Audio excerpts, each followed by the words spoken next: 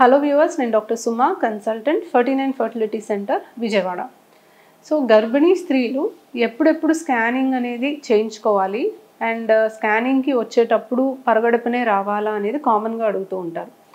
So pregnancy ఉన్నప్పుడు మనము బేబీని మానిటర్ చేయడానికి మధ్య మధ్యలో స్కానింగ్స్ అనేది సజెస్ట్ చేస్తూ ఉంటామండి. ఎన్ని స్కాన్స్ చేయాలి అనేది యాక్చువల్గా ఏమీ లిమిట్ లేదు. ఇప్పుడు స్కాన్స్ ఎక్కువసార్లు చేస్తే బేబీకి ఏదైనా ప్రాబ్లం అవుతుంది అని కూడా చాలామంది అనుకుంటారు. బట్ స్కాన్ చేస్తున్నప్పుడు అల్ట్రాసౌండ్ వేవ్స్ మాత్రమే మనం ట్రాన్స్మిట్ చేస్తున్నాము. అది ఎటువంటి రేడియేషన్ అనేది ఉండదు. సో మనకి ఎక్స్రేలు చేసినప్పుడు రేడియేషన్ ఎక్స్పోజర్ ఉంటుంది కాబట్టి బేబీకి ప్రాబ్లం అవుతుంది. కానీ అల్ట్రాసౌండ్ వేవ్స్ వల్ల బేబీకి ఎటువంటి ఇబ్బంది లేదు. ఎన్నిసార్లు చేసినా కూడా దానివల్ల వచ్చే నష్టమేమీ లేదు. అలా అని ఎప్పటికప్పుడు ఊరికే స్కాన్స్ చేయాల్సిన అవసరం కూడా లేదు. ఒక హెల్దీ ప్రెగ్నెన్సీలో ఏ కాంప్లికేషన్ లేనప్పుడు మినిమం 4 స్కాన్స్ అనేది అడ్వైస్ చేస్తాం. First scan usually dating scan అని అంటాం. అంటే ప్రెగ్నెన్సీ టెస్ట్ పాజిటివ్ వచ్చాక 1 వీక్ 10 డేస్ లోపు ఫస్ట్ స్కాన్ అనేది అడ్వైస్ చేస్తాం. ఈ స్కాన్లో బేబీ అనేది మనకి ప్రెగ్నెన్సీ అనేది గర్భసంచిలోనే ఉంది, బయట ఎక్కడా లేదు. అంటే ఎక్టోపిక్ అనేది అంటామండి. ఎక్టోపిక్ ప్రెగ్నెన్సీలో గర్భసంచిలో కాకుండా ట్యూబ్లో కానీ అండాశయంలో కానీ ప్రెగ్నెన్సీ నిలబడటానికి అవకాశం ఉంది. సో ప్రెగ్నెన్సీ అనేది సేఫ్ లొకేషన్లోనే ఉందా లేదా అనేది ఫస్ట్ మనం తెలుసుకోగలము. రెండోది, బేబీ మనకి ఎన్ని వారాలు అనేది కరెక్ట్గా తెలిసేది ఈ ఫస్ట్ స్కాన్లో.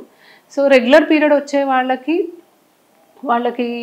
డెలివరీ డేట్ అనేది ఈజీగానే క్యాల్కులేట్ చేయగలము. బట్ ఇర్రెగ్యులర్ పీరియడ్ వచ్చినప్పుడు డెలివరీ డేట్ అనేది వాళ్ళకి లాస్ట్ వచ్చిన మెన్స్ట్రల్ పీరియడ్ ప్రకారంగా మనం క్యాల్కులేట్ చేయడానికి ఉండదు. సో ముట్టెప్పుడు వచ్చింది లాస్ట్ అని అడిగి డెలివరీ డేట్ అనేది రాయడం జరుగుతుంది. బట్ ఇర్రెగ్యులర్ పీరియడ్గా ఉన్నప్పుడు మనం ఈ డేట్ అనేది ఫస్ట్ డేటింగ్ స్కాన్ ప్రకారంగా మనం ఇవ్వడం జరుగుతుంది.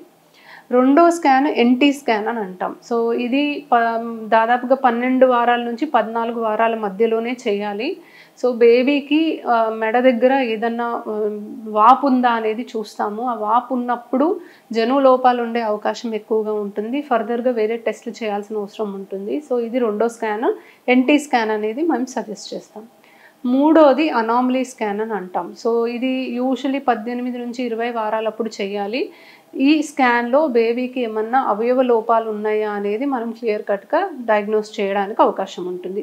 అలా అని ప్రతి ఒక్క అనామలీ కూడా మనం ఈ స్కాన్లో డయాగ్నోస్ చేస్తాము అని కాదు. మ్యాక్సిమం చాలా మటుకు మనకి అవయవ లోపాలు ఉంటే బయటపడుతుంది. బట్ అన్నీ కూడా మనం స్కాన్స్లో చెప్పలేము. మనకి అందుబాటులో ఉన్నంత వరకు ఈ అవయవ లోపాలు అనేవి మనము స్క్రీన్ చేయడానికి ఇది బెస్ట్ టైం. ఎందుకంటే ఆర్గన్స్ దాదాపుగా మొత్తం అన్నీ ఫామ్ అవుతాయి. బేబీ సైజ్ అనేది అండ్ చుట్టూ ఉన్న ఉమ్మనీరు అనేది కరెక్ట్ క్వాంటిటీలో ఉంటుంది కాబట్టి మనకి స్కాన్ అనేది చాలా యాక్యురేట్గా జరుగుతుంది. కాబట్టి ఈ 18 to 20 వీక్స్ టైంలో అనామలీ స్కాన్ అనేది సజెస్ట్ చేస్తాం. నాలుగోది యూజువలీ గ్రోత్ స్కాన్ అంటామండి. గ్రోత్ స్కాన్ యూజువలీ 32 వారాలు ఆ టైంలో చేయించుకోవాలి. సో బేబీ గ్రోత్ అనేది కరెక్ట్గా ఉందా, బేబీకి రక్త సరఫరా అనేది సరిగ్గా అందుతుందా, వెయిట్ అనేది కరెక్ట్గా ఉందా, ఏదన్నా కారణం వల్ల వెయిట్ అనేది తక్కువ ఉందా, ఉమ్మనీరు అనేది ఎలా ఉంది అనేది చూస్తాము. సో ఇవి 4 బేసిక్ చాలా చాలా ఇంపార్టెంట్ స్కాన్స్. ఎవరు కూడా ఈ 4 స్కాన్స్ అనేది మిస్ అవ్వకూడదు. ఇది కాకుండా అడిషనల్గా కొన్నిసార్లు స్కాన్స్ చేయాల్సిన అవసరం ఉంటుంది.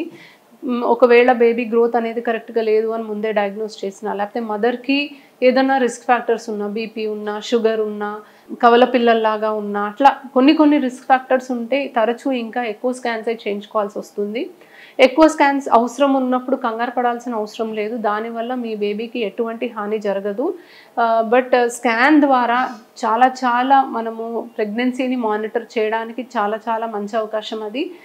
ఏదన్నా ప్రాబ్లం ఉంది అని ముందు మనం గుర్తించడానికి ఇది చాలా మంచి అవకాశం. సో కనీసం ఈ 4 స్కాన్స్ అయితే కంపల్సరీగా మీరు మిస్ అవ్వకుండా చేయించుకోవాలి. అండ్ అవసరమైతే అడిషనల్ స్కాన్స్ చేయించుకోవాల్సి వస్తే కూడా మీరు భయపడాల్సిన అవసరం లేదు. Thank you.